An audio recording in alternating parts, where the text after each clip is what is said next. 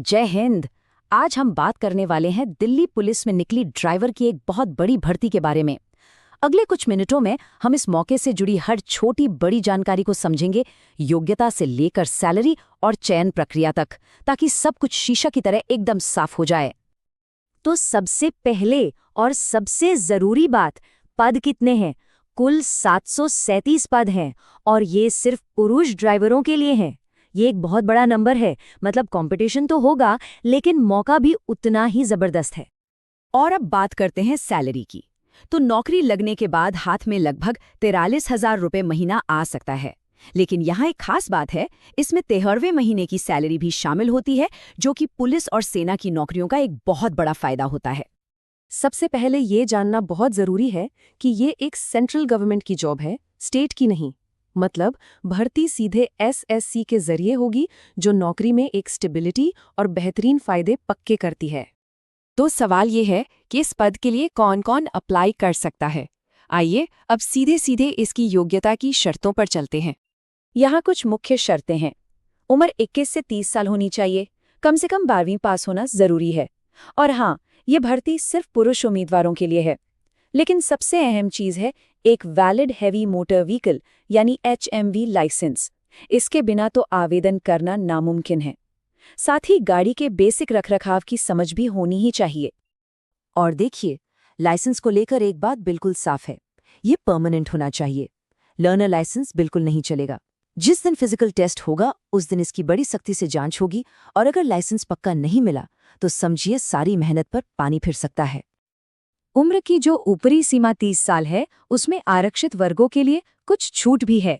OBC उम्मीदवारों को 3 साल की राहत मिलती है, यानी वे 33 साल की उम्र तक आवेदन कर सकते हैं, जबकि SC और ST उम्मीदवारों को 5 साल की छूट मिलती है।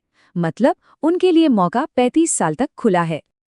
ठीक है, अब देखते हैं कि आवेदन कब और कैसे करना है और इसमें खर्चा कितना आएगा। इन तारीखों को कहीं नोट कर लीजिए। फॉर्म भरने के लिए 24 सितंबर से 15 अक्टूबर तक का समय मिलेगा, और अगर कोई गलती हो भी जाए तो घबराने की बात नहीं, 23 से 25 अक्टूबर के बीच उसे ठीक करने का मौका भी दिया जाएगा। तैयारी के लिए कमर कस लीजिए, क्योंकि पहली परीक्षा दिसंबर-जनवरी में ही हो सकती है।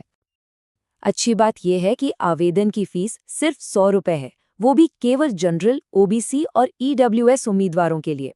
SC, ST और पूर्व सैनिकों के लिए ये फॉर्म भरना बिल्कुल मुफ्त है। तो फॉर्म भरने के बाद क्या होगा? देखिए, इस नौकरी तक पहुंचने के लिए 4 बड़े पड़ावों को पार करना होगा। चलिए एक एक करके इन सभी को अच्छे से समझते हैं। सिलेक्शन का रास्ता बिल्कुल साफ है। सबसे पहले एक ऑनलाइन परीक्षा में दिमागी ताकत दिखानी होगी। वहां से निकले तो फिजिकल टेस्ट में शरीर की क्षमता परखी जाएगी। फिर होगा ट्रेड टेस्ट, जिसमें ड्राइविंग का हुनर दिखाना होगा। और आखिर में मेडिकल जांच के बाद ही फाइनल मेरिट लिस्ट में नाम आ पाएगा। पहली परीक्षा की तैयारी में सबसे ज्यादा ध्यान कहाँ देना है? जवाब है ड्राइविंग नॉलेज पर। सोचिए, 100 में से 50 नंबर यानी आधा पेपर सीधे सीधे ड्राइविंग, ट्रैफिक नियम और गाड़ियों के रखरखाव से जुड़ा होगा। बाकी 50 नंबर GK, रीजनिंग और मैथ्स के लिए हैं। परीक्षा का पैटर्न एकदम सीधा है, 100 सवाल, 100 नंबर और 90 मिनट का समय। लेकिन एक बात का खास ध्यान रखना होगा, नेगेटिव मार्किंग। हर गलत जवाब पर 0.25 नंबर कटेंगे, इसलिए तुक्का लगाने से बचना ही बेहतर है। पेपर हिंदी और अंग्रेजी दोनों भाषाओं में आएगा। ऑनलाइन परीक्षा के बाद जो फिजिकल टेस्ट होगा, उसके असल में 2 हिस्से हैं, PST और PET। PST में कद काठी और छाती की माप होती है, जबकि PET में दौड़ और कूद के जरिए शारीरिक दमखम परखा जाता है। फिजिकल टेस्ट में उम्र के हिसाब से थोड़ी राहत मिलती है, जैसे कि 30 साल तक के उम्मीदवार को 1600 मीटर की दौड़ 7 मिनट में पूरी करनी होगी, तो वहीं 40 साल से ऊपर वाले को 9 मिनट का समय मिलेगा। यही छूट लंबी और ऊंची कूद में भी लागू होती है। अब आते हैं शारीरिक माप पर। कम से कम कद 170 सेंटीमीटर होना चाहिए, जिसमें कुछ वर्गों को छूट भी मिलती है। और छाती के माप पर खास ध्यान देना होगा। बिना फुलाए 81 सेंटीमीटर और फुलाने पर कम से कम 5 सेंटीमीटर का फुलाव जरूरी है। फिजिकल के बाद होता है असली ड्राइविंग का टेस्ट, यानी कि ट्रेड टेस्ट। ये 150 नंबर का है, जिसमें सबसे बड़ा हिस्सा 100 नंबर गाड़ी चलाने की कला का है। बाकी 50 नंबर ट्रैफिक सेंस और गाड़ी के रख रखाव की जानकारी के लिए रखे गए हैं। यहाँ एक बहुत बड़ा पेज है। ट्रेड टेस्ट के नंबर फाइनल मेरिट में नहीं जुड़ेंगे, ये सिर्फ पास या फेल के लिए है। लेकिन पास होने के लिए इसके हर एक हिस्से में, मतलब तीनों में 50% नंबर लाने ही होंगे। अगर ड्राइविंग में पास हो गए और ट्रैफिक नियमों में फेल, तो उम्मीदवार पूरी प्रक्रिया से बाहर हो जाएगा। आखिरी और अंतिम पड़ाव है मेडिकल जांच। यहाँ बस ये पक्का किया जाता है कि उम्मीदवार ड्यूटी के लिए पूरी तरह से फिट है। खासकर आंखों की जांच बहुत अहम है और कलर ब्लाइंडनेस जैसी समस्या के साथ इस नौकरी में कोई गुंजाइश नहीं है। इन सभी मुश्किल पड़ावों को पार करने के बाद की जिंदगी कैसी होगी?